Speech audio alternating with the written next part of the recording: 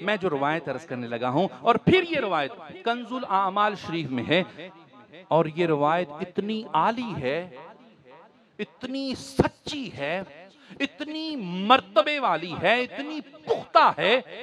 کیونکہ بیان کرنے والے خود مولا علی ہیں۔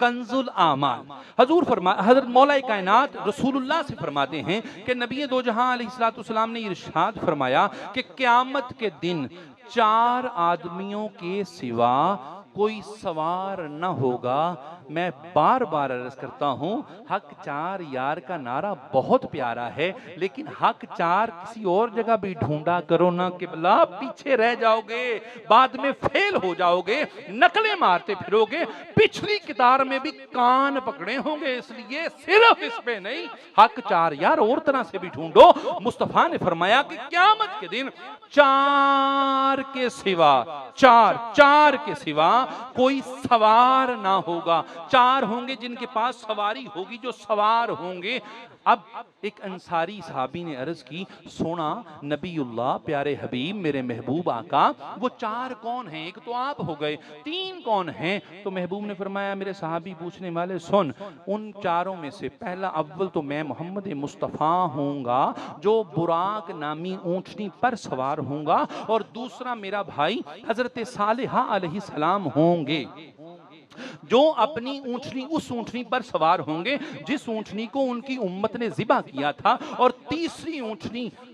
غزبہ میری ہوگی، اس اونٹنی پر میرے چچا امیر حمزہ سوار ہوں گے۔ امیر حمزہ یعنی ابو طالب کے بھائی سوار ہوں گے، ابو طالب کے بھائی سوار ہوں گے، اور چوتھی سواری جو جنت کی اونٹنی ہوگی اس پر میرا اخی، میرا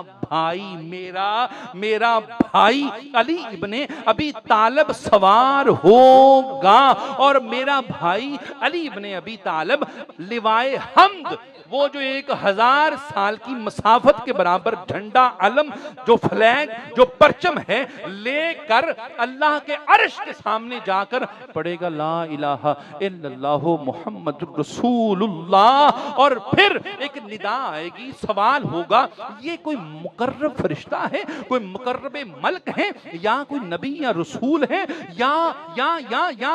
جو مقرب عرش رب العالمین ہیں وہ ہیں؟ یہ کون ہیں جو عرش اعلیٰ کے سامنے اس شان، اس عظمت کے ساتھ علم لے کے کھڑا ہے، اور اللہ کی ربوبیت کا اعلان کر رہا ہے، محمد رسول کی رسالت کا اقرار کر رہا ہے کون؟ who is ہے کون؟ یہ کون ہے؟ یہ ندا آئے گی، سوال ہوگا، حضور فرماتے ہیں کہ عرش کے درمیان سے ایک جواب آئے گا، نہ یہ مقرب ملک ہیں، نہ کوئی نبی یا رسول ہیں، نہ